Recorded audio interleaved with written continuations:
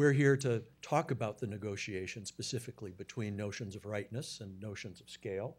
We have three quite differently scaled projects to talk with you about. We hope that just as Constance has set us up, we can open up some territories for your thinking that will, in turn, make us the warm-up act for Lizanne and the Sustainables later this afternoon, and Arnold and the operators tomorrow morning. So all of those questions we will at least broach in our presentation. So whenever I see the word right situated as it is in the title of our session, I hark back to my student days in British literature and remember the second half of a famous couplet that many of you will know, and how little assent this couplet got when we read the essay on man, lo, those many years ago.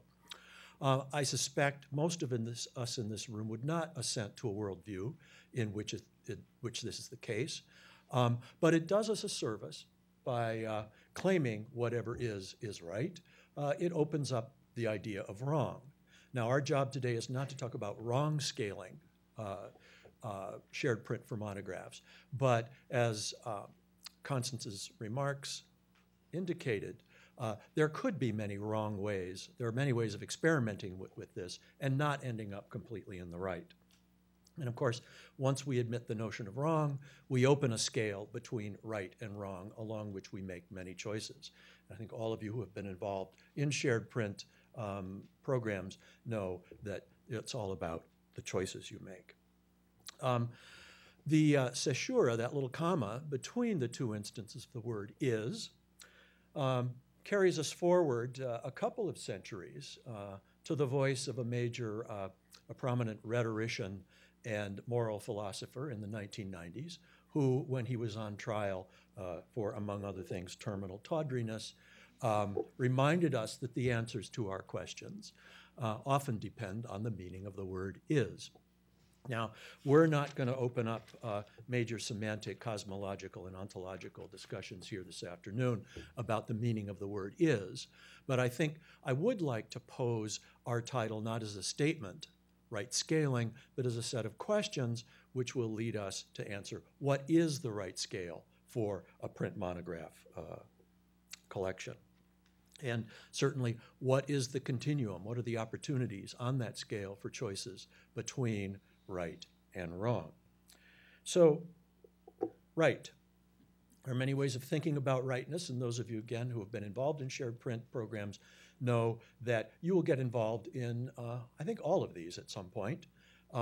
Is rightness for our work a judgment about behaviors that are consonant with certain circumstances? That is, it's appropriate to behave in a certain way when meeting the Queen of England. Is it a question that there's a right answer? 2 + 2 = 4 is a correct answer. Is there a correct answer to the question of scale? Is it a question of our having been granted something by our circumstances, a privilege we enjoy? Is it something that's natural to us, something inalienable, like certain rights? Is it a product of contract or legislation?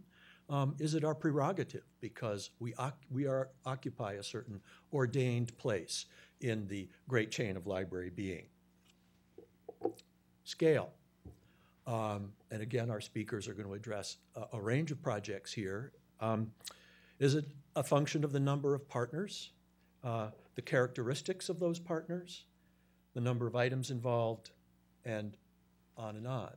We can imagine many dimensions to this question of scale, and I think we will try to open up most of those as our discussion proceeds. So with respect to the rightness of scale, we need some kind of horizon or context against which rightness and scale both can happily find each other in a space where we agree that there's a productive relationship. But I think we also might want to ask ourselves, what are we getting right at any scale? How big is the scale? And Constance and Brian have suggested some large ones. And is rightness of scale the right question to be asking? And for whom is that the right question? And is the enterprise itself the right one to be engaged in among the many that we might be? So our panelists, three of the world's living experts on questions of rectitude and scale, that's right, are going to help us open up these several dimensions of rightness and scale.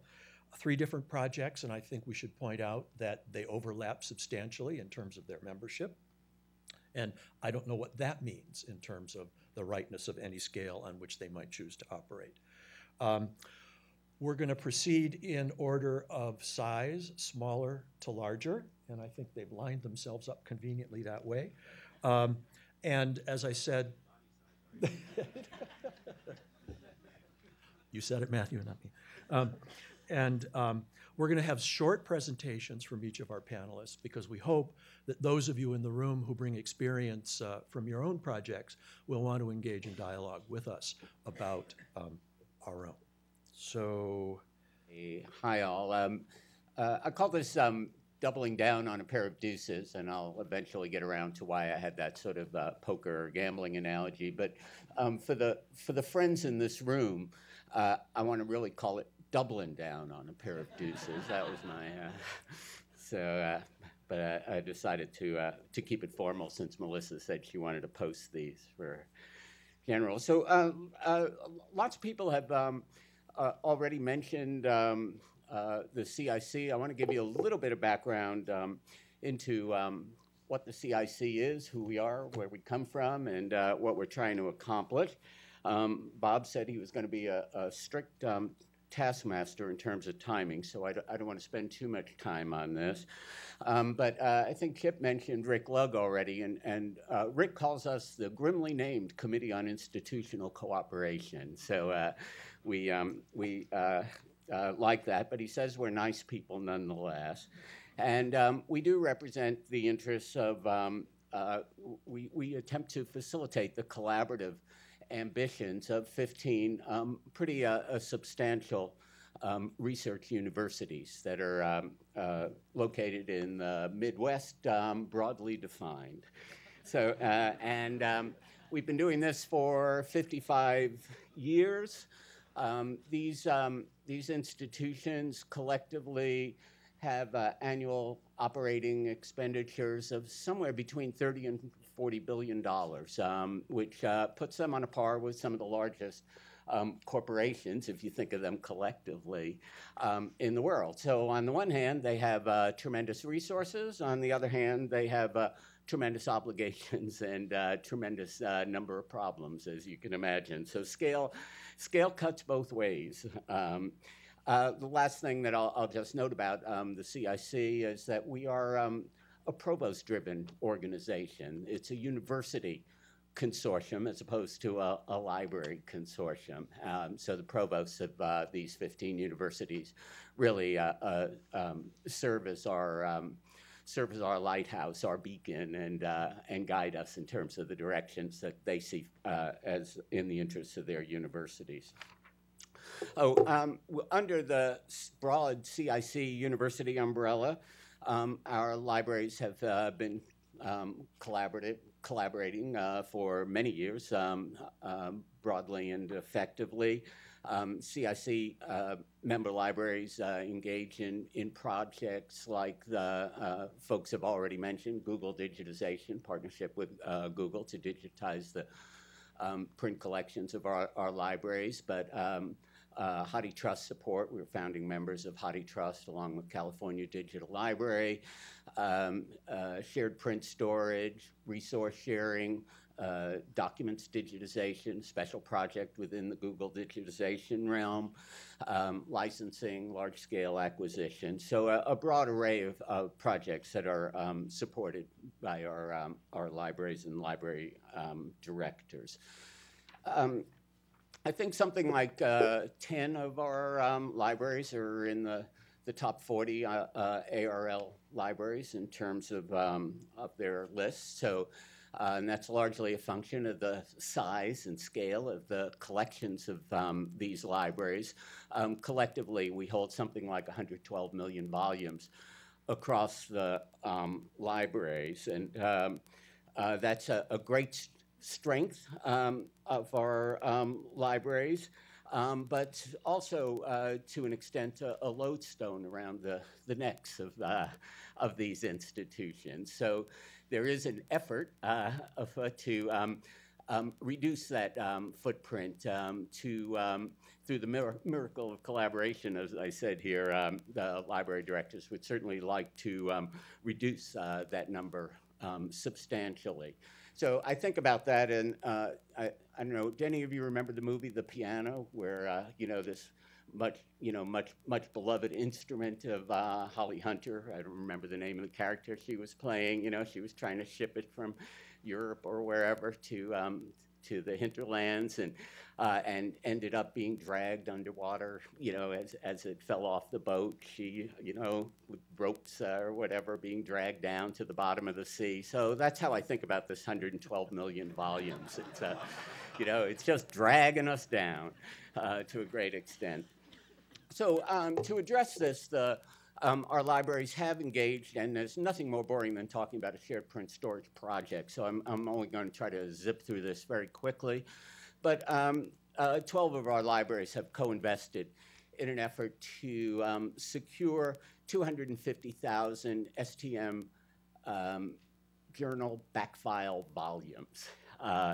And we've designated Indiana University as our first host site, so they are actually storing and managing and committed to servicing this collection for a period of 25 years.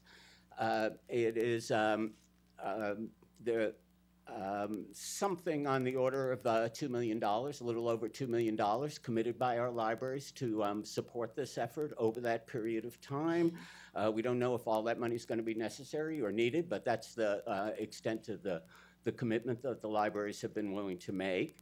And the theoretical savings, if you say, maybe it costs $2 a year to keep a volume on a shelf. Maybe it costs $4 in prime space. Maybe it costs 86 cents in storage. So if we just did a rough number of $2 a year per volume, theoretically, we can tell our provosts that we're returning something like $6 million a year to each of the partnering libraries in terms of space that they may be able to reclaim, or over the life of the project, something like $120 million that would be returned to the libraries for their $2 million investment. But that's in theory. So this is, to some extent, I guess, just a little different way of visualizing some of the information that Brian already shared with you earlier. And this is based on a very nice little spreadsheeting analysis or description that Constance worked up for the CIC back in, I think, 2010 or something like that. Numbers look a little different than the numbers do in the 2014 report. This is based on 12 universities back then. Since then, we've added Nebraska, Maryland, and Rutgers to the CIC family. So the numbers are different, but really not important. What's important is the sort of shape of the bottom line, that sort of gray line running across, which is titles, and the top red line, which is volumes. And I'll try to explain, how this sort of helps me think about our situation in the CIC. So starting out here, and again, Brian and Constance referenced some of this already, unique titles, only one holding library across the CIC. So the number of titles really equals the number of volumes in that case. So not much to be gained in terms of storage there, maybe something to be gained in terms of preservation, but the idea of storing it to save space elsewhere is not going to come to fruition. Here's a case, right? Two holding libraries in the CIC, meaning that for something under probably 1.8 million volumes, there are two libraries that hold that. So a total of 3.6 million copies of this sitting across the CIC. So some opportunity to reclaim space there, potentially. Just to sort of get to the middle of the list, I think Brian was saying this is kind of a sweet spot. You know, here you would have under 1 million volumes, about 800,000 or so cases where 8 libraries hold a title. So you have then something on the order of 650,000 copies that could be addressed through, I'm sorry, 6.5 million copies that could be addressed with that. And finally, way at the high end, about 500,000 to 600,000 cases where all 12 libraries in 2010 held an item, and of course 7.5 million or so then therefore copies floating about for that.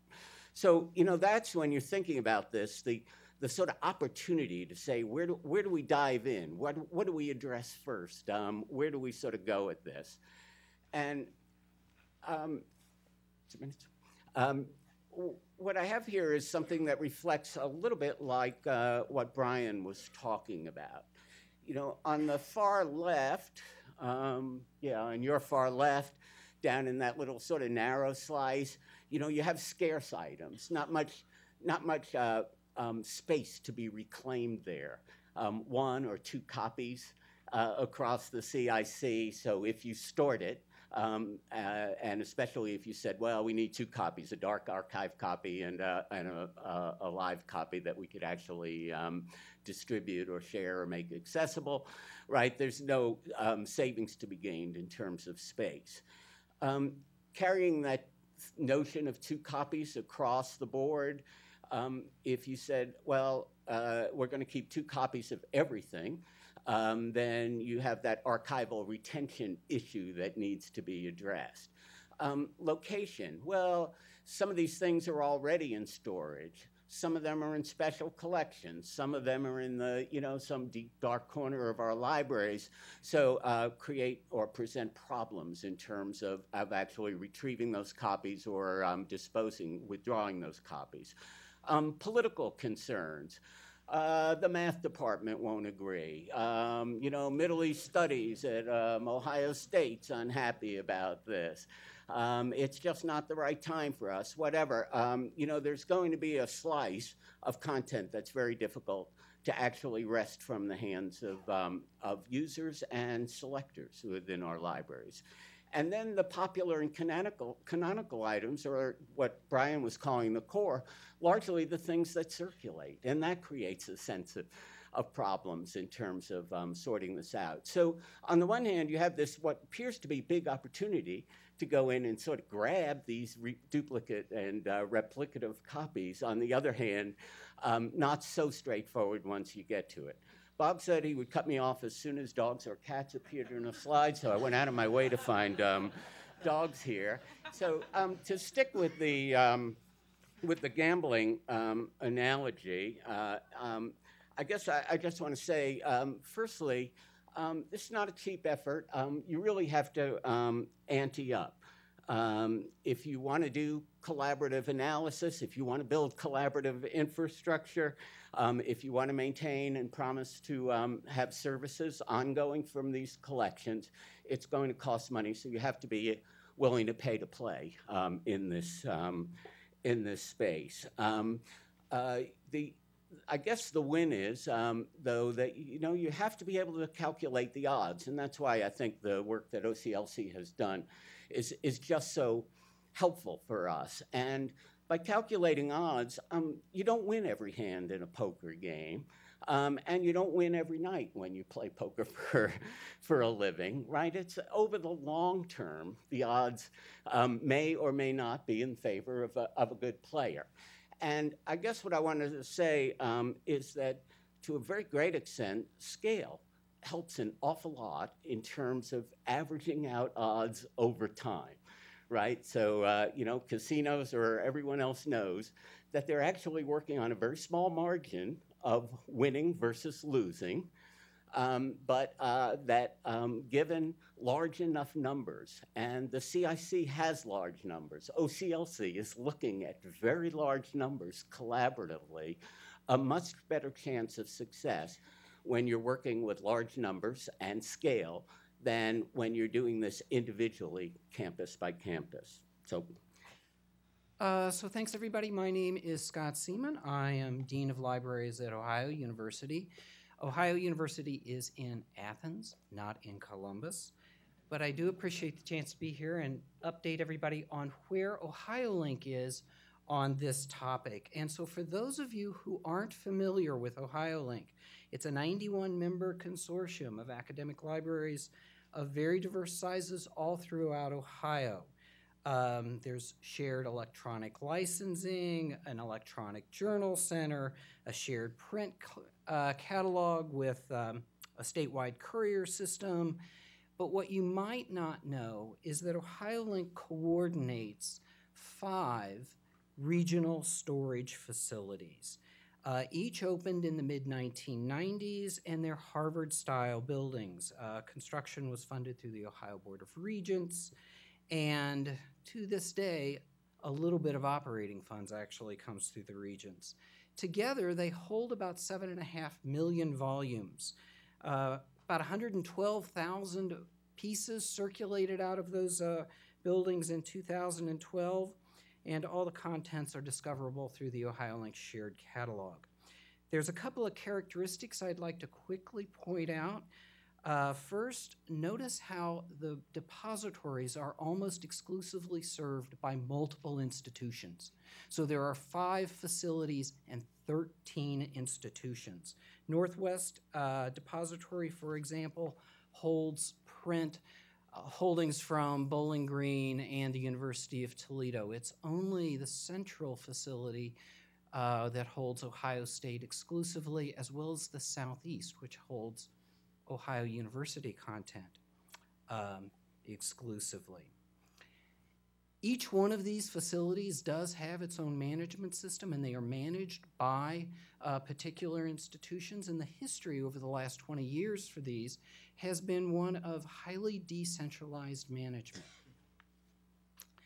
So about 2009, we realized we had a lot of redundancy. We weren't going to be building any new stack space on campus, and we looked at the depositories as an opportunity to create some stack space for us. And so in the next 5 minutes, I'm going to summarize about 5 years worth of work by about, I don't know how many dozens of people. So I'm hoping not to trivialize things, but to give you a flavor of the scope and scale of what a project like this entails.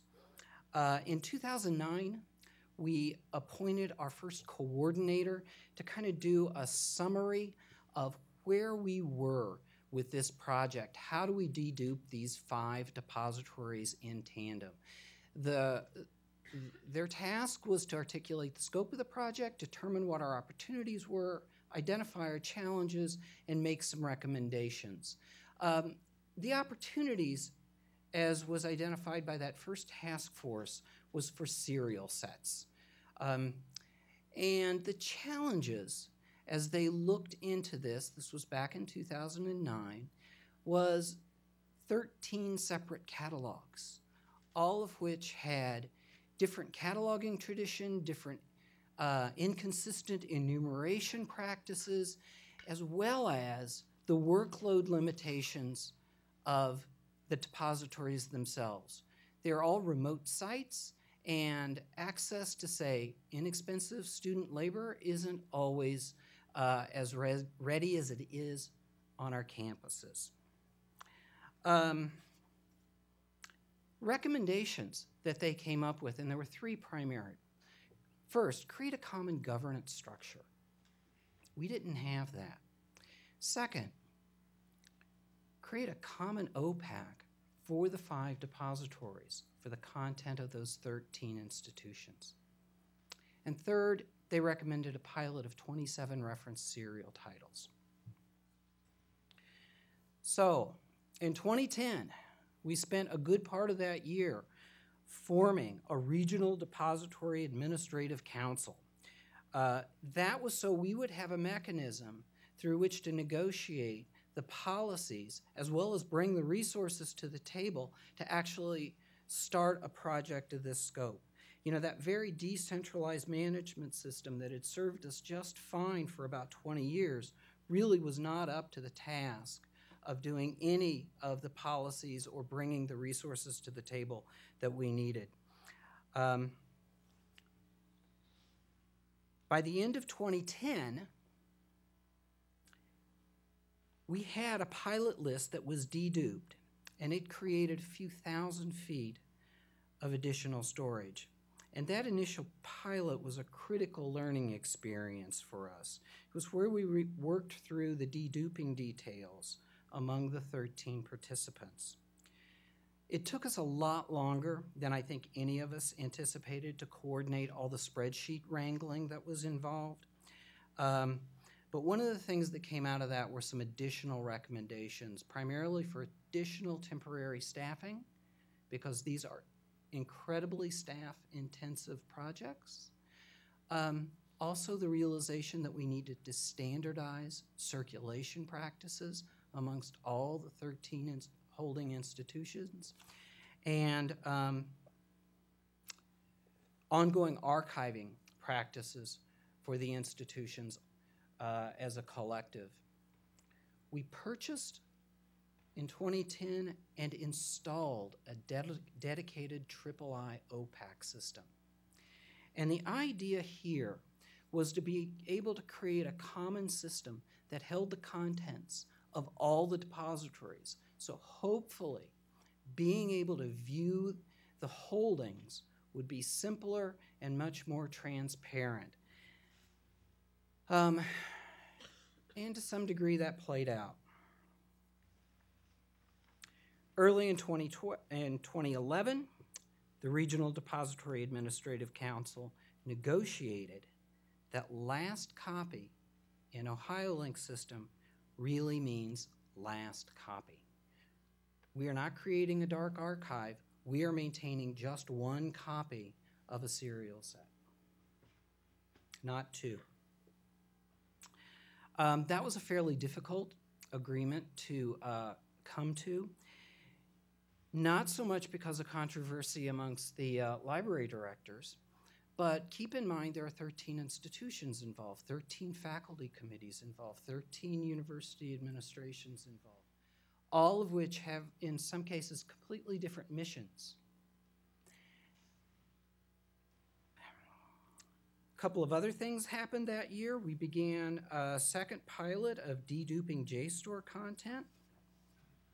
We also implemented a policy that new submissions to the depositories had to be unique. That is, you couldn't backfill freed up space with a bunch of duplicates. So going forward, only unique titles could be added to the depositories. Finally, setup began on the III OPAC, the circulation and interlibrary loan systems necessary to make the dedicated ILS system work. 2012, we saw the release of an OCLC study of the OhioLink depository contents. Great thing about that study is that it demonstrated how very few unique titles are stored in our 5 depositories. 69% of our titles are represented in more than 99 WorldCat libraries. 90% are represented in 10 or more WorldCat libraries. So just in case that anybody was really wondering, we're not deduping rare books here. And this was kind of key. This study was key in moving a lot of folks along into thinking that, yeah, we can do this with maintaining one print copy across the state. OhioLink does not exist in a vacuum. Ohio is not bordered by oceans on every side. Finally, 2012, after one pilot was completed and another was really very well underway, we published the guidelines for collaborative deduping. So there was a lot of administrative and policy work going on simultaneously as our pilots were happening. And so it's this document that reiterates what we mean by last copy. The fact that we allow our last copy to circulate, as well as item record coding to identify them as last copy, as well as how we're managing holding statistics. So if you read only one OhioLink document this year, this is the document to read. And the good news is it's only 6 sentences, maybe 7. So also, by the end of 2012, 7 of the 13 depositories were participating in the shared catalog system. And that has brought some great efficiency to this project. Okay, so 2013, I'm still good on time. I have 2 whole minutes. That's 5 years of effort, dozens of people across Ohio, several $100,000 spent. What we have is a pretty highly functioning governance system with major policies in place, a way of creating new policies, a way of monitoring those policies.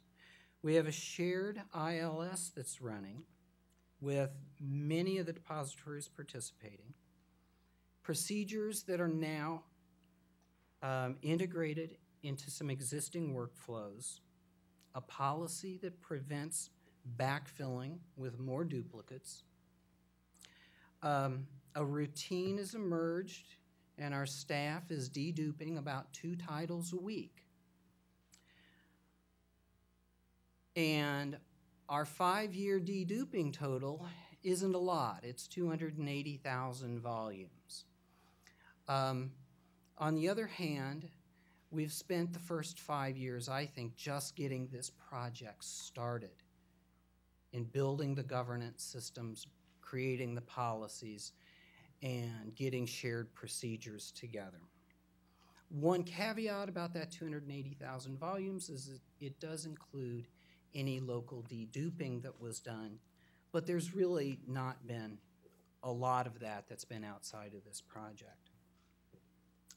So in the last 30 seconds, I'll go through just a couple of summary items. So there's challenges brought on by 2 things. First, just the scale of volumes. There are 13 different catalogs, 13 different histories embedded in there, and that slows progress to a certain degree.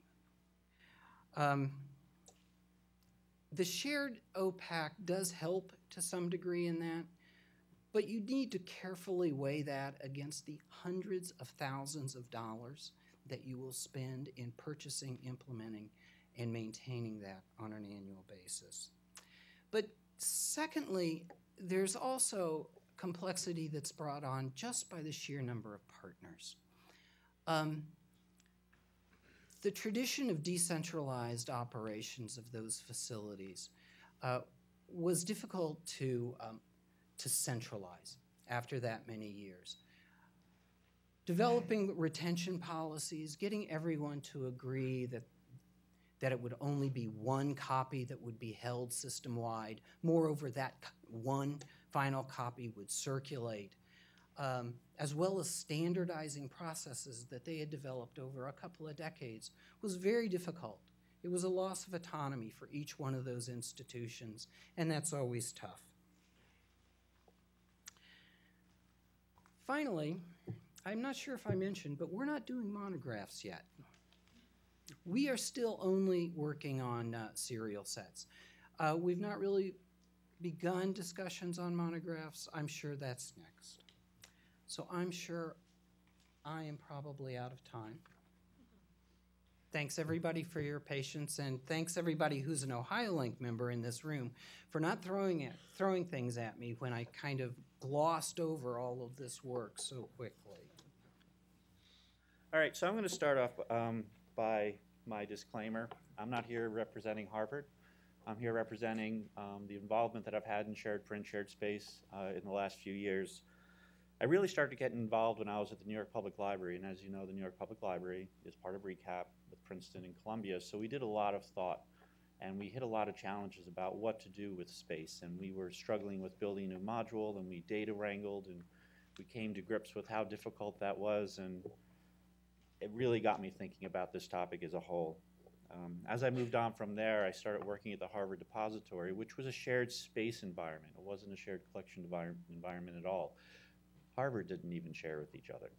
So they do now. They're actually doing a really great job of sharing and integrating collections and thinking about single copies. A lot of work has been done in the last 5 years by some really smart people working really hard. But we have 17 outside customers that just use our space, and they pay us, and we try to use that revenue to sustain the facility. And then we have all of the schools, and if you include all of the schools in the records management, we have over 540 customers that we're struggling with to try to bill, because we're fully cost recovery, to try to service, because we have this big, huge 122,000 square foot facility with 11 million items in it, and we're just trying to get this material to people as quickly and efficiently as we can.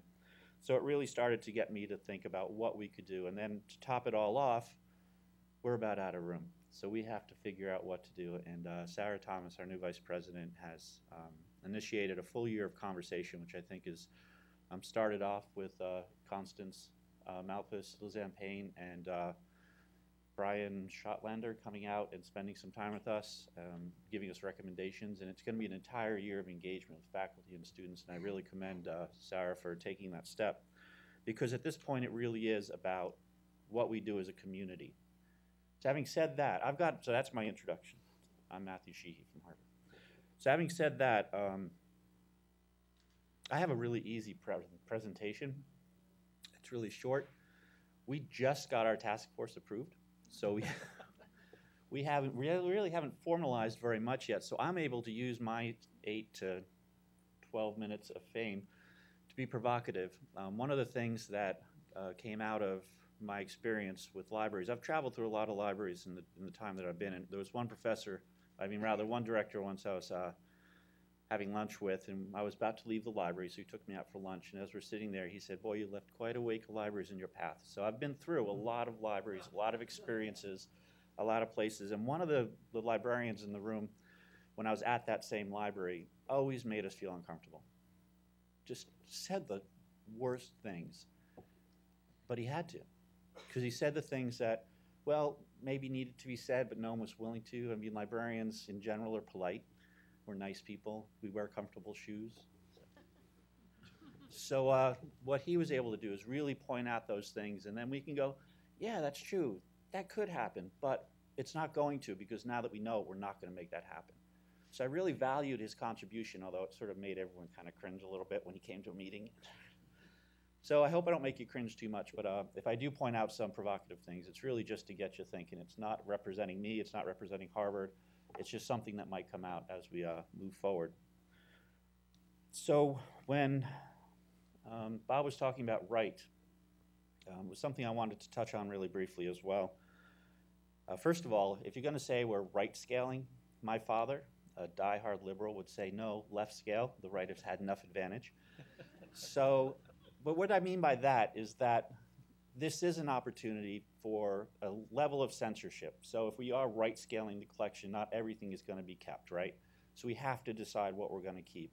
And as we work in a region, we depend on, if we work in a state, we depend on our region, right? We say, well, our state will keep one copy because the region will have others, and we can just weed against that. When we look at the region, we say, hey, you know, the country's going to keep it, so we're just weed against ourselves.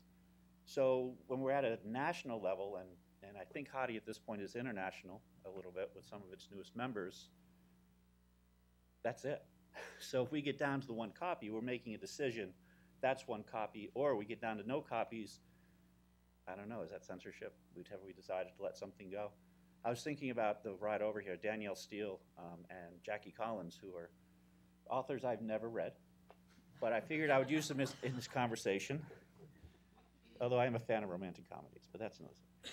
So I've read them I was thinking about them, and I was thinking, you know, is that really what we want to keep? Is that censorship to just throw that stuff out? So before I added it to my conversation, I went in and I did some scholarly research using Google Scholar because I was not having IP hook up to my university and I couldn't get my VPN to work and whatever. And there's papers out there. People are writing papers about the misogynist approaches to men and the sexist descriptions of women, and it's become literature, it's become research. So it's pretty arrogant for us as a community to decide that's not content we should keep. We should probably keep a copy. I don't know if we should keep 100 copies. We should probably keep a copy. So the right piece, the other thing about right that really bothered me, and this is coming from a New York Public Library employee who thrived on, loved the idea that this was a research institution that held the collections that rivaled all of the libraries in this room. I don't work there anymore, so I'm not bragging about them. Really rivaled any institution, and anyone in the world could walk in and use it. Oh, it makes your heart just melt, doesn't it? But when we're saying right, we're saying privilege, right? So if we're going to commit to retaining this material, and now I work at Harvard, a private institution, if I'm going to retain this material, a private institution with a lot of smart faculty, why am I doing it for you? Right? It's my right to have it for my faculty, my students. Why am I being collaborative? Well, then you build in what Hathi did.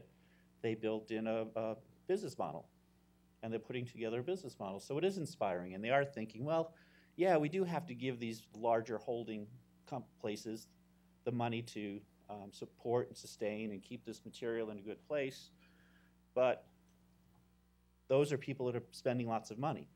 So how do the smaller public libraries get into this? So exactly who are we creating the shared print repository for? I noticed that this is a really academic group. I don't think there's any public library people that I saw, Chicago or Boston. So it's just something to keep in mind that, you know, if we do sort of silo this off, it's a lot of money. Everyone should have the right to that. And I'll get off my soapbox now. So, so my slides, actually I have slides. I actually came prepared to talk about something.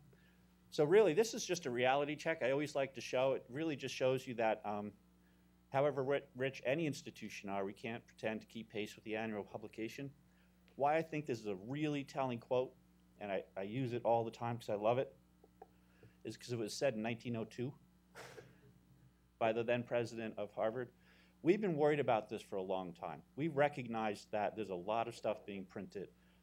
And I don't know if it's finite. We can say it's finite because perhaps, you know, the world will end or something. But as human beings, we are going to continue to produce things. We're going to continue to make things. And if we want to capture our histories, we're going to have to continue to store it in some way or another. So I'd just like to throw that in as a first one. I have very few slides. So what this one, when I'm talking about HathiTrust, so I think most of you know about HathiTrust, so I won't spend a lot of time on it. Basically where we are is we have a task force that's been preliminarily approved. We've got a chair, hopefully, in the room, if he's willing to stand up. And if not, that's fine. And we're working forward to bringing a working group together. One of the things about HathiTrust is it came in like to make the digital copies of books, and we just thought the libraries would keep all the books. It wasn't a big deal, right? But then people started thinking, well, maybe they won't. And if you look at the mission itself, it's got 2 words in it that lead us towards a physical print repository, which is preserving and sharing. So if we're going to preserve material, we all know the risks of digital preservation. They're getting much, much better. The risks are getting less. The chances of them staying are getting better. Sorry, the risks aren't getting better, but whatever. And this is a bad one to see. I hope it's not too small for you. But basically it says, again, of all the goals, and I sort of round them out so that you wouldn't need to look at all the ones that don't really pertain so much. But a couple of the goals are to help preserve, which is a physical, again, at this point, a physical context, a physical object. And then the other one was directly related to print collection. So Hathi had a natural progression from a digital repository to a print repository. And with all respect to Ithaca in the room, when JSTOR did this, I don't think there was as much attention in the beginning to keeping the print. And they do. We have a print backup now, but it's something that we've learned from that, and I believe that Hathi does need to retain the print material, just like Ithaca is retaining the print for the journals that they've scanned. To give you a timeline, this has taken a long time to get going. It was first brought to as a ballot initiative back in 2011. Everyone loved it. They thought it was a great idea. Took 3 years, and we finally got it approved. We're getting there. We're getting closer. And the deliverable now, after, 3 years of trying to get this thing even put together as a task force, they want it done in 8 months, 9 months. So I put early 2012 because I figure early 2012 gives us till May 15th, right? Which is kind of early in the year. Anyway, so this is where I wanted to spend a little time talking about what I think some of the benefits are. As we move forward with this, one of the nice things about the HathiTrust effort is that there is the digital surrogate already built into the print archiving effort. But as we heard earlier, it's only 2% of the collection right now that can be, the digital surrogates can be used in most cases. We have an accessibility program. We've got other reasons why you might be able to draw upon that copywritten material. But right now, that's a small piece for the overall thing. So we have to broaden the strategy. So basically, we're investing money in something that's not really a digital archive. It's a backup. Another thing about this is that most places, and one of the things we had to write into the charge, is there has to be an accessibility piece, not an accessibility, an access piece to it. So basically, a lot of schools will not pay just to store something in a black archive. There's no benefit to that for a school, for a provost. For a librarian, there is. For an archivist, there is. For a faculty member, there may be. But for a corporation, and let's face it, higher education is a corporation, right? So for a corporation to put money out to put something into a black archive is a really hard sell, really hard sell. So it's got to be accessible. So now we've got another issue of wear and tear and access and discoverability and all of that. We're no longer talking a region. We're no longer talking a single ILS that we can bring together in a region.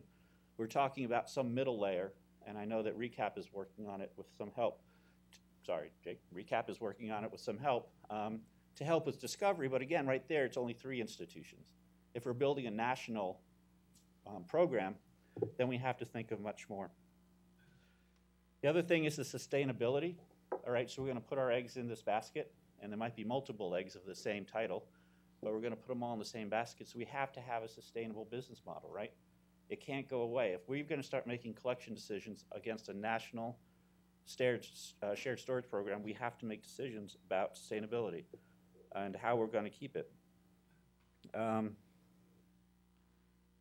The other thing was touched upon briefly, I believe, was the political piece. So why would I give up my collections? Because in some ways, we're competing, aren't we? When a faculty member is a superstar faculty, we compete for them. And if we're competing for a humanist, we want that collection. If I'm competing for the world's best ethnomusicologist at Harvard, and I've decided that Yale is collecting in our shared print program the World Music Collection, then how does that give me the edge, the competitive edge to get that faculty member in that will then develop the department in the way I want to go? So I don't have any answers to that, but I know that we have to keep in mind that whole competitive piece. I'm really close. Awesome. So I guess I can sort of wrap it up right now, which makes me think three things. Well, 2 things, and one's kind of conflict. Anyway, so 2 things. So when I'm thinking about that competitive piece, it made me think a lot about the core collection work that was done and the rare work that was done, and whether or not we should share that rare work as broadly, and then are we actually as open as we could be? And when I asked a candidate for a recent position at Harvard what she thought about competitive environments at higher education institutions, she said it's not the object, it's the context that we bring to the object, which is a great answer. You know, it's really a great answer. But sometimes it's the object. You know, I mean, sometimes because we have it, they come to use it, to study it, and to spend time with it. So I think that political piece is going to be really, really hard. So the part that I thought I would end on, that hopefully is not too provocative, but I think something we have to be aware of, because from this sort of mandala, and the reason I use that image is because it's all of these different groups have to come together. Hathi is just one piece of it, and we already overlap. So how are we going to deal with other consortiums? So part of Hathi is a CIC library. So how do we relate to CIC? And if we decide to weed against one of the CIC libraries, so we say, okay, you don't have it, or they decide to weed against us, and we have it for them, but they're part of another organization, are we holding it for the entire organization then? Can they draw upon that, or do we have to start thinking, well, you can have this part of the collection even though they weeded it knowing we have it, but because you used to be part of that group and you're not anymore, you can no longer get it. So we have to really start thinking about these issues. If we're going to start bringing these regions together, I think it's a really difficult conversation to have. So what I'm thinking we need to do, and I keep the four little circles out there, is we really do have to start the national conversation now. I think that we're doing amazing work, amazing technologies coming into place, amazing collection development is coming into place. Collection analysis is coming into place. But we have to start thinking nationally. Every region has to start thinking nationally. Every state that's doing this has to start thinking nationally. Well, I'm trying to get Harvard to think nationally. How are we going to play in that field? I'm not a collections person. That's not my decision. I'm just a pest. And I make them think about it a lot. So my last thought that I'll give you as I step down is someone said in this conversation that there's an opportunity for collaboration. And I think that's one of the key takeaways, as long as we hold in our hearts that it could be opportunist collaborations. And we have to be careful that we're all being upfront and we're all collecting for the same reason and we all have the same goals in mind, or else there will be a winner and loser. And that's my provocative statement.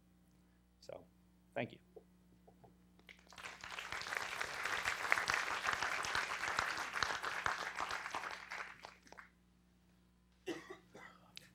Okay, we have a good 40 minutes or so for discussion, questions, comments. If at the end of this 40 minutes we have the specifications for a national system, the one that measures, so much the better. Each table is going to work on one thing. So I have a number of questions I'd like to incite our panel with, and you, but maybe you've heard enough from us. Questions, comments in the audience?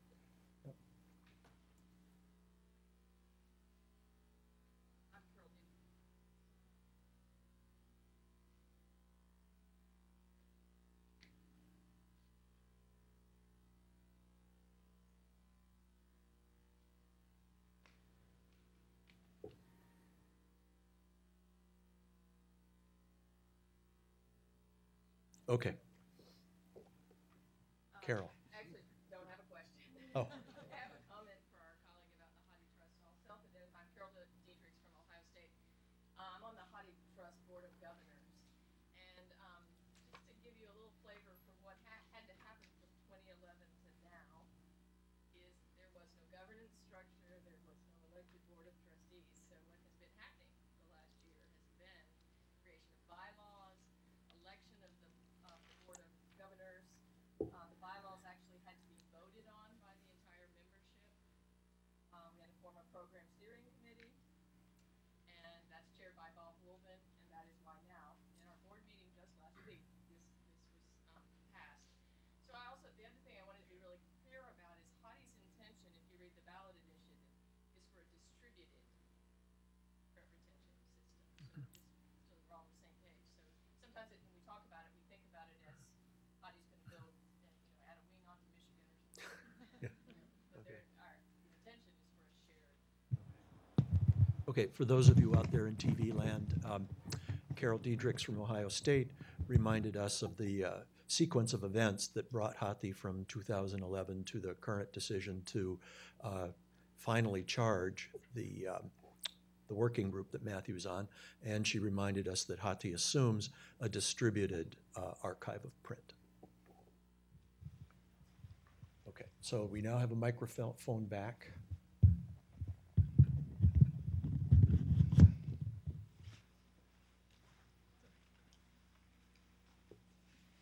Just to keep that OSU ball rolling here, I'm Carla Streeb, AD for collections and several other things. So, we started off joking about small to medium to large. And I think one of the kind of interesting questions I'd like to hear the panel's reaction or response to is kind of where do you start? Because you can think about starting locally and scaling up. You can think about starting in the middle and trying to go both directions. You can imagine sitting home and watching your webcasts and waiting for something to happen at the national level, so you don't make any mistakes. So I'm just curious what the three of you think about that question of how do we kind of get this started?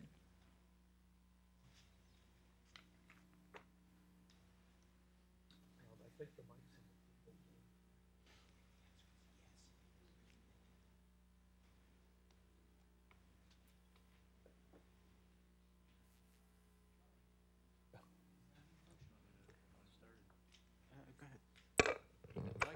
I could start by saying, remember I said I'm an expert at asking questions, not giving answers. So that's probably a weak answer. But what my answer would be is that I think we have done a lot locally. We've done a lot of thinking locally, and we've done a lot of parallel processing. So I think there is a lot of work that's being done out there.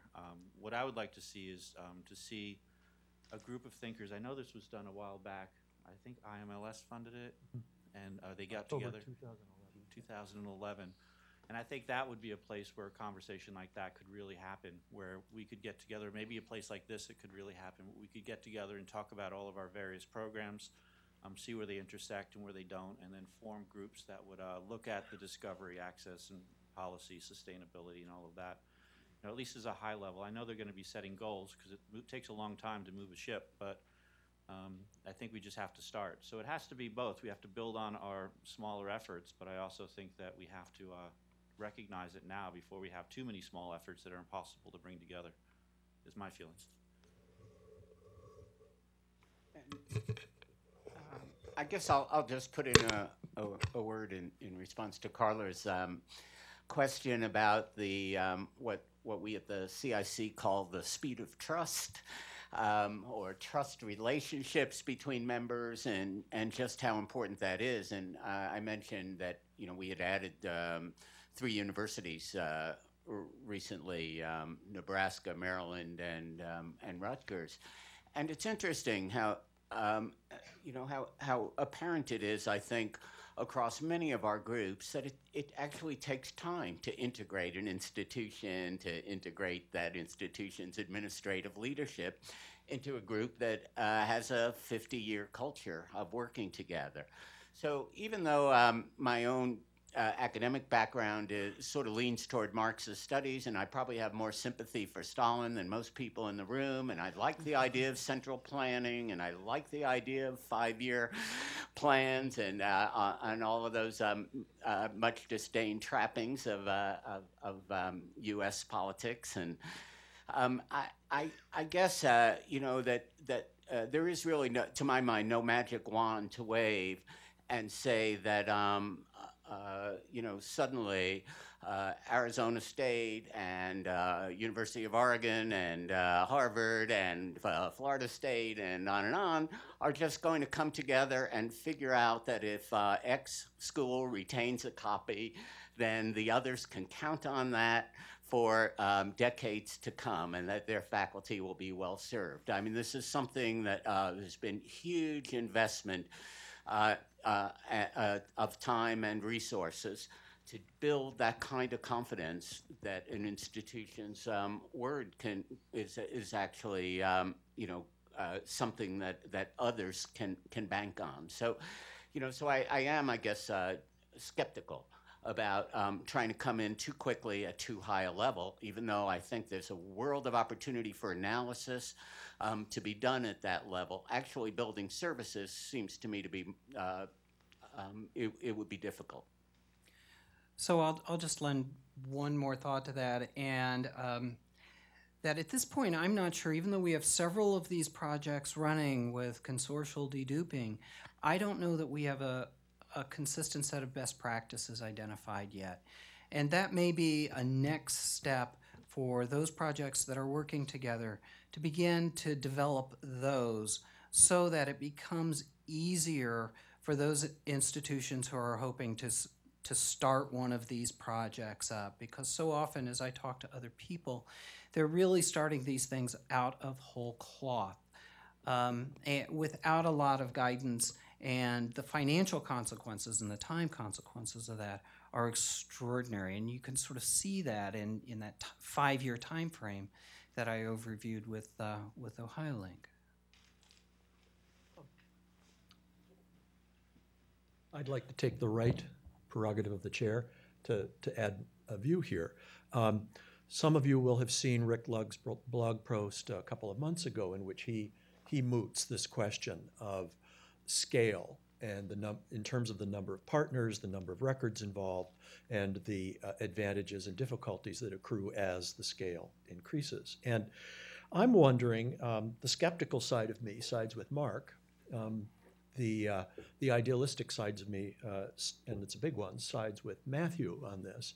But I'm wondering whether in this, let's still say, formative period of shared monograph work, that given the values that libraries have customarily bought to protecting their collections, even in those cases where a collaborative is designed to identify things at the common end and can therefore be removed, enough libraries will be slow enough to do that, and enough libraries will protect the scarce and unusual in those cases where there are enough copies to be scarce rather than unique, that we have a good deal of time to let a national system develop kind of inductively through a number of projects that are tied together by a set of values that are traditional in the community, and increasingly, I think, as the CIC example of resource sharing shows and as OhioLink shows, systems that allow for the discovery of what's there and the easy movement of that among the partners. I think we can also count on a time when the demand for print materials is going to drop, and we will find ourselves holding a lot of things that it will then be easier to decide what to do with.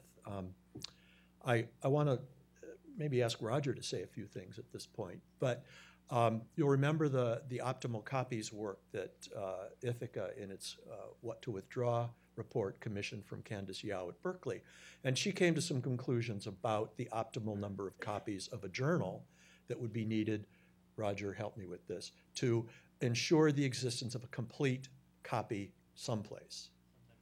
Yes, sometime, yeah. So, and it was a fairly small number.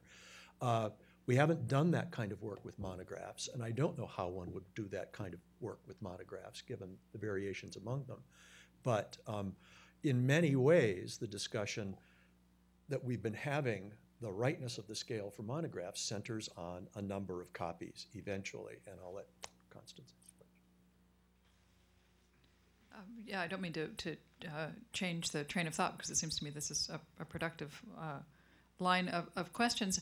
I wanted to thank all of you for your very thoughtful remarks. It was striking to me, it seemed to me there was an interesting convergence of interests and remarks around costs, competition, and coordination. And I wondered to what extent you believe that better coordination across existing shared print efforts might address the first two, costs, where there are opportunities to reduce the startup costs of implementing shared print. So both Scott and Mark addressed the very real costs of this. We sometimes characterize shared print cooperative management as being about achieving efficiencies, but in the first instance, it requires new investment, real dollar investment, staff investment. So I'm curious to know if you have thoughts on where there are opportunities to reduce those costs, and if those costs could be reduced in some measure through some more deliberate coordination across groups. So Scott was referring to the opportunities, shall we say, around development of shared best practices, and so that maybe that would be an example. And on my mind is some recent work from a NISO working group that was looking at recommended best practices for demand-driven acquisitions for monographs. So I'm thinking along those lines. Is there an opportunity to develop recommended best practices within the shared print community that would help to drive down some of those costs of figuring every institution, every group of institution, figuring it out again. Well, so that's the other piece of that is will coordination assist in cost reduction, and will coordination address some of the concerns around competition. It was really refreshing to hear both the real costs of shared print addressed and this competitive issue that is an important constraint, it seems to me, on some of the cooperative print management issues.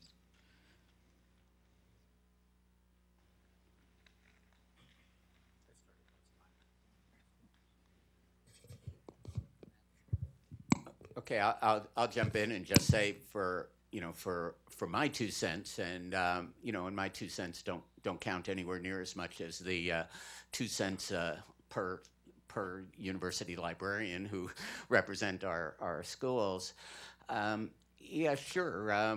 We would like to see some national group emerge to begin thinking about this work at scale. OCLC has, obviously has potential to be that group since they're sitting on a treasure trove of records. I think Rick and Rick Lugg, Ruth Fish's work at just sort of looking at the risks, and that's sort of where, going back to my poker analogy, what are the odds that an item is going to circulate or be needed by a student, a faculty member, whatever? What's the extent of risk involved in withdrawing a particular item from a collection? I think that's the kind of analysis that could be done across hundreds of libraries singularly, and the results would be much better statistically than lots of individual efforts, idiosyncratic selectors deciding who knows what. So yeah, we would like to see some work done, I guess, or I would anyway, at a national level to begin addressing some of these questions and put our minds, to rest or give us some comfort in making decisions about withdrawals and decanting from these massive collections. So there's a couple of kind of costs as I've been thinking about this in preparing this talk over the last couple of weeks. First are just the real costs, what it costs to purchase a shared ILS and what it costs to implement that. And those are pretty trackable costs. But the other cost is the kind of opportunity cost that we incur when we task our staffs with doing work such as this in lieu of something else, in lieu of directly working with faculty or students, those kinds of lost opportunity costs. And it's the second ones, that lost opportunity, that's so difficult to track, because as you scale up partners, 13 different institutions in our case, it's almost impossible for us right now to get reliable statistics to understand how much time we're actually spending on deduping those 288,000 volumes. Now, the good news is for us that I think we've got a process in place, as I alluded to before, and that'll ramp up pretty quickly. So really being able to assess what it's costing us to do this deduping it's too soon, and we just don't have those kinds of tools quite yet. Well, just to continue my line of irreverence or whatever, I think that one of the things about cost that I always consider is, much like everything else, it's all about scale. So I was working with, we were doing through budgeting, a budgeting exercise with my team the other day, and we were looking at an overall budget in one particular area, and it went up $220,000, and the person sitting in the room was like, "Oh man, only $225,000?" I said, "Dude, that's $220,000. Put that on a park bench and not walk away from it. I mean, that's a lot of bread, right?" So I think when we're looking at the overall budgets, and there was some discussion about the size of the budgets of these institutions, it's really placing a priority on this and whether or not it's a priority. So for me, it's beginning to sell, and it has been sold. And again, I'm newer to library world than many of you in the room, so just forgive me for that. But it's really beginning to sell the necessity of this. I think we're at the point that it really is a critical tipping point. I just think we're there. And as far as something practical that I would like to see, and I can't help thinking, using analogies, right? That's the way my mind works. And so the analogy is going to be a little risky. So at the risk of chuckling, making a librarymatch.com environment. But what I mean by that is we don't know who our natural partners are really. We know who we think we compete with, and we know who we think shares the same collections. But do we really know if maybe Harvard complements the collections and the holdings of Adelphi University on the South Shore of Long Island? I mean, we really don't know. It's a tiny collection, 650,000 books in Adelphi versus, 12, whatever it is. I don't know what we're saying this month. It's 9 or 10 million, something like that. But we don't really know where that is. And if we could sort of have those conversations about recreating new partnerships and stepping away from our peers. I mean, is it right to think about our alliances as geographic, which makes a lot of sense because about the access and delivery. Someone made a point about print being less important, so maybe it's not as much about geographic. It's about centers of excellence was a word I think that was knocked out there. So is it really about the centers of excellence, or maybe it's not about the collections itself? It's about the scholarly work that's being done that then, so we haven't really talked about that. I don't believe we talked about that or analyzed that in a way that would help us have this conversation about the national archive. Matt, what would that matching service look like? Small Old Church Slavonic collection looking for big Old Church Slavonic collection, to make whatever. What is it so if we establish profiles in some kind of system, there's a matching service that alerts us to the existence of the other? And no, I think it's a big data question. It's more than just looking specifically at what I think we can empirically draw from. I think it's more about looking more broadly about what kind of work is being in the different institutions. I don't feel comfortable speaking for Harvard, and so this doesn't relate to Harvard, but I've got a friend who's a really old institution, and it's been around about 400 years, that feels that it's really self-contained, and it is self-contained for a large part, even though we request 30,000 items every year from all of you, which means we might not have everything. But I'm sorry, that institution requests $30,000 of items for other places. I'm sorry, guys, if you're watching. It's all good. But one of the things when I was early on, and still really, really more naive than I am now, what I did was I looked at the Massachusetts library system as a potential partnership. And for the most part, we're an Ivy League, we're a big school, we've got really deep, rich collections. We don't need them. Well, actually we do. When I looked at the names of the people in there, a lot of our collections, if we were engaged with them, we would have the set duplicate copy issue dealt with. So we would have those core collections regionally available that we could then draw upon. So we weren't buying 5, 10, 15 copies of a single book. But when you go beyond that, I went down to the special library level and I began to look at the small archives and the small special collections. And there's a lot of pharmaceutical work being done with Giles Ent, whatever that place is up in Framingham, and near the Staples. I know that one. But there's a lot of research that's being done right there, and they're part of the Massachusetts library system. So there's probably faculty affiliations already. There's probably symposiums where they get together and know each other. Are we sharing the resources that we have, the data that we have on these experiments? I think that there's a lot that we can learn that we just don't know about without analyzing some of this. I'm Roxanne Selberg from Northwestern, and I think I'm introducing a new topic, or at least a different observation. The first part of our afternoon was spent hearing from the OCLC folks about the research they had done, and there was a scale of commonality in the material. And during this panel discussion, we've been talking about scale of collaboration. What occurs to me is that I think there might be an inverse relationship between the two. That is, at the end of the scale where you have the most commonly held materials, we need the least collaboration. Any individual school can decide what to do.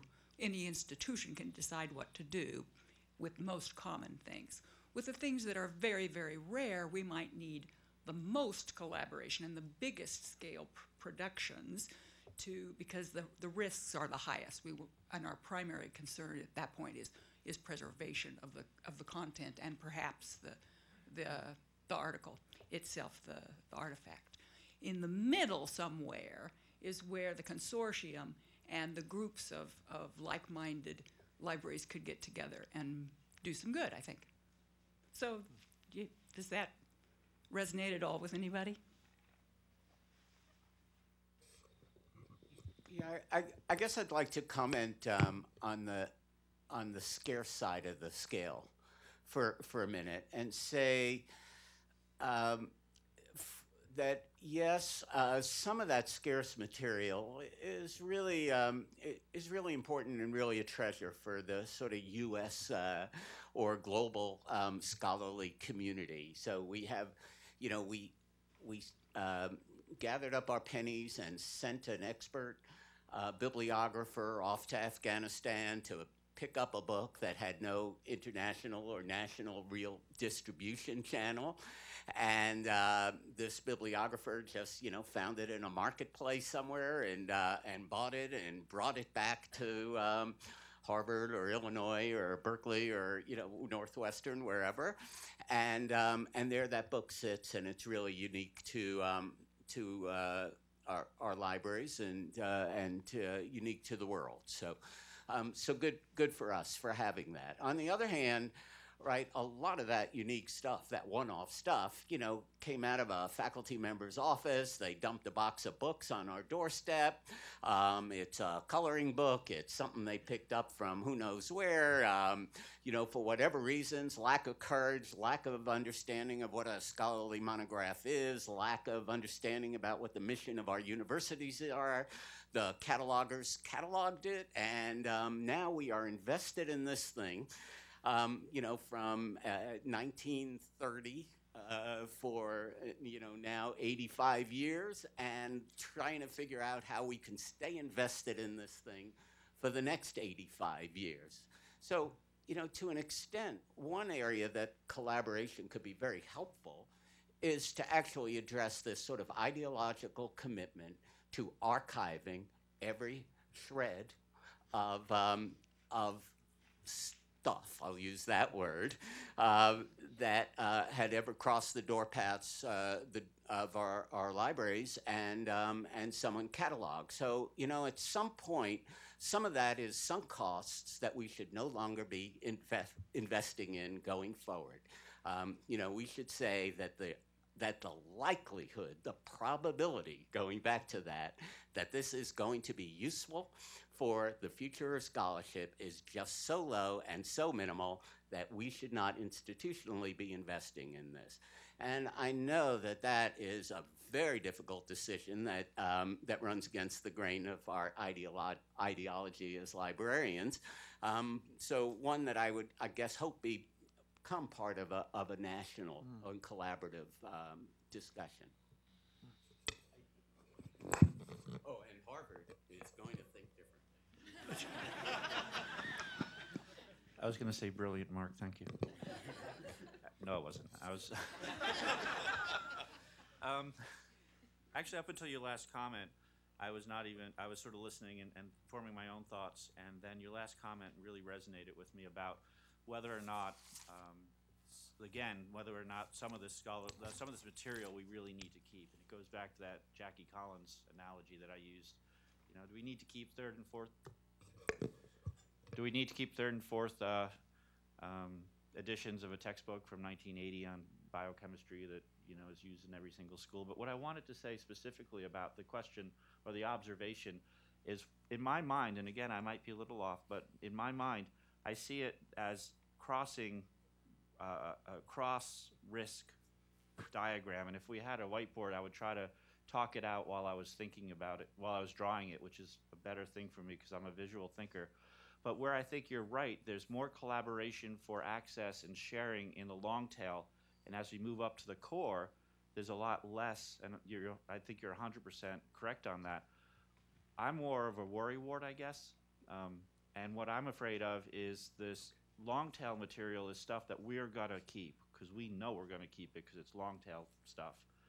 And the risk of us all just throwing out the same thing of that core. So I don't know how it works in scale. So it's I see it as a preservation versus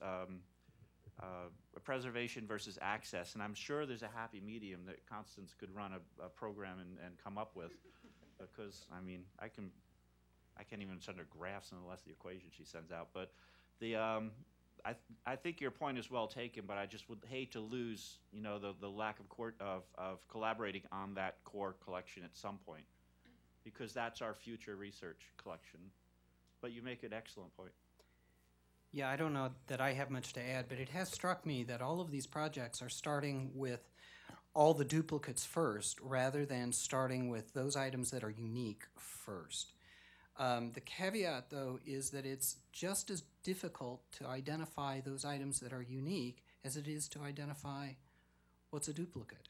And so there's all this upfront work that has to go in either way. So, Carol, did you want to follow this thread? I did.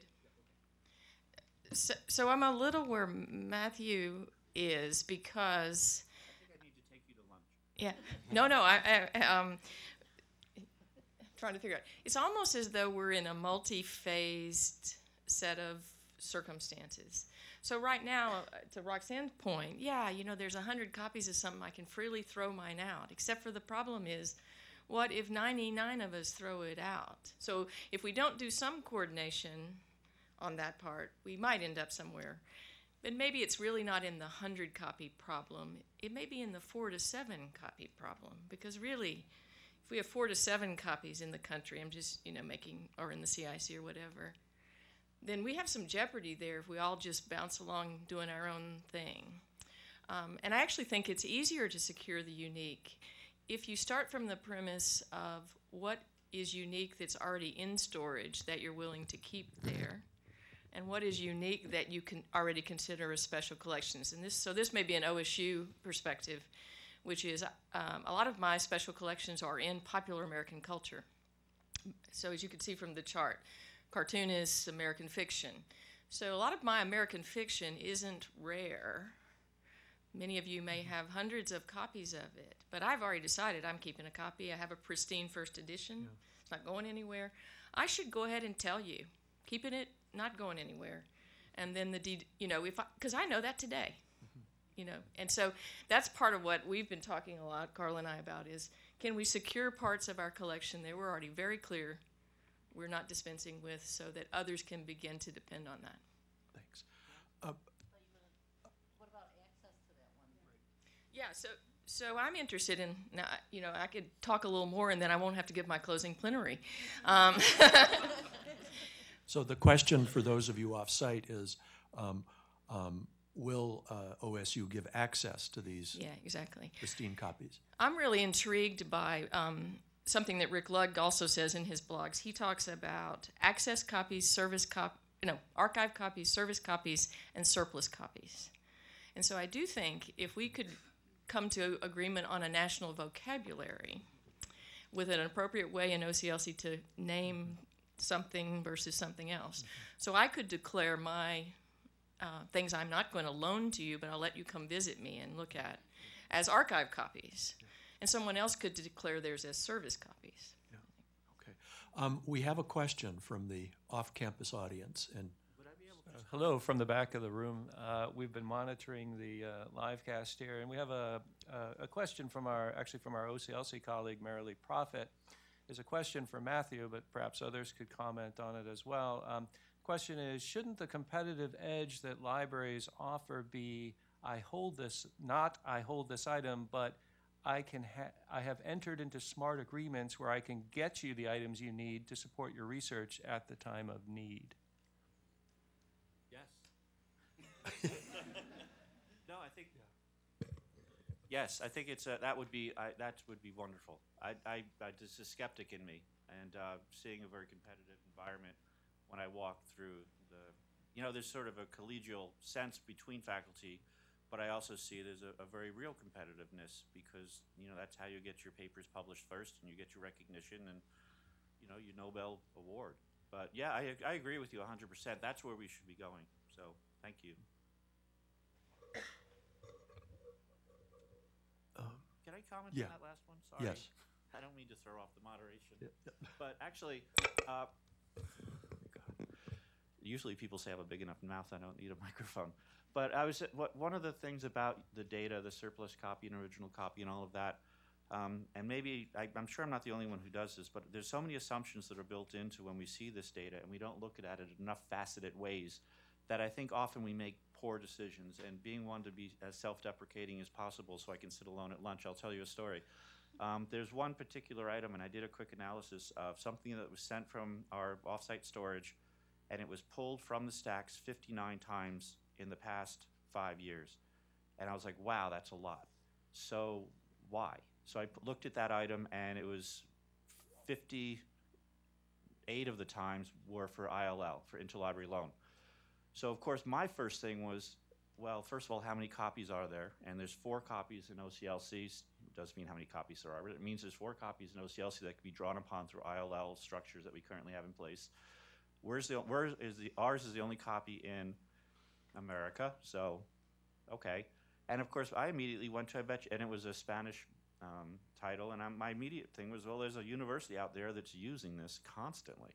Yeah. They must really want it. And, of course, there is a liberal side of me that I try to hide when I'm, out on the range in my pink camouflage. But I had to look. I had to say, well, okay, maybe we should just give it to him. I mean, Dan Hazen would never agree to it, our director. But I was like, maybe we should just give it to him and stop pulling it out and stop sending it. So what I did was I went back, and luckily this is data that we don't scrub because it's institutional data. It's not personal data. It's not people. So we're able to see how many places had requested it, and it never went to an institution twice. Yeah. It's an assumption I made. Then I could have made a big mistake had I that. That's why no one gives me a big stick of authority, because that's an assumption. And I was at least smart enough to go back and look at the data from another facet and go, well, I was wrong, and we need to keep this. And actually, we should probably preserve it because it's in such demand. We should digitize the whole darn thing and just put it out there. But And Clem, maybe you want to address the question about Constance's question, given the documentation your project is producing for others who might want to follow your path. Well, I might address that later. I want to ask a different question to start with.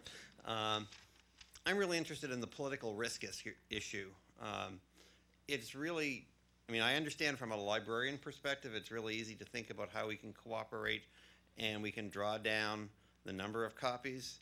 But when I talk to faculty, especially the humanists, the idea of thinking that my copy that was in Maine, I'm now depending on a copy in Illinois, it doesn't sit really well with faculty. And I'm also thinking sort of program prestige, not just institutional prestige. So you have a particular graduate program that really depends heavily upon a library collection. What happens when that library collection is physically distributed across the country versus a core collection that they can draw on? What does that do in terms of the faculty that you can attract, the graduate students that you can attract? I don't have any answers to any of those questions, but I think those are questions that sort of feed into all of this. Roger, do any of Ithaca's surveys help to answer that question?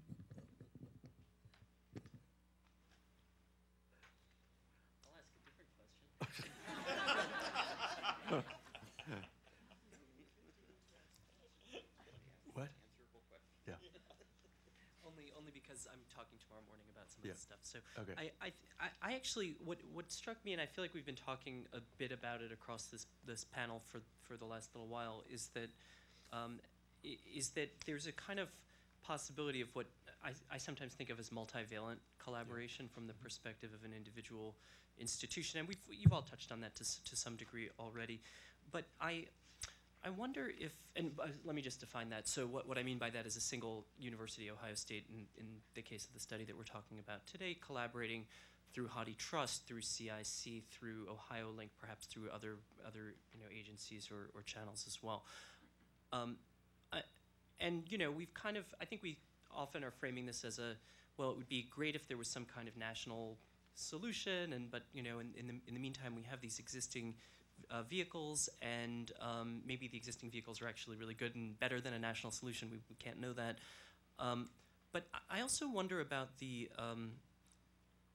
over time, the durability of asking a single library to be tracking and managing relationships through 3 or 5 or 7 or 12 different collaborations for the same stuff, ultimately, or a lot of the same stuff. And I kind of wonder if that's something that we should be thinking about in the context of right-scaling the library in a little bit of a more direct way, because I feel like collaborations in our community, we love them, we want to do more of them, we think they're great, but I also wonder about tracking and maintaining commitments over time, and whether I guess I wonder if anyone would like to say a couple of words about the durability of multivalent collaboration, because I haven't heard. I feel like, and this isn't just for collections, right? I mean, it could be in other things too. But here, thinking about collections and preservation, where durability is perhaps the single most important long-term character of these relationships. So, and that might be a question for Carla or Carol, also from the perspective of a university. But I guess it seems like that might be something to ask about for this panel before time's up.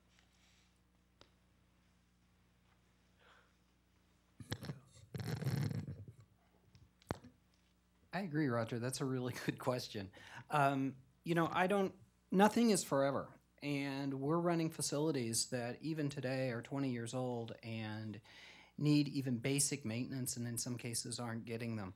And so to look forward 20 or 30 years and you start wondering how viable is that, I think most of what I've seen have been agreements that go out 20, 25 years, and after that, all bets are off.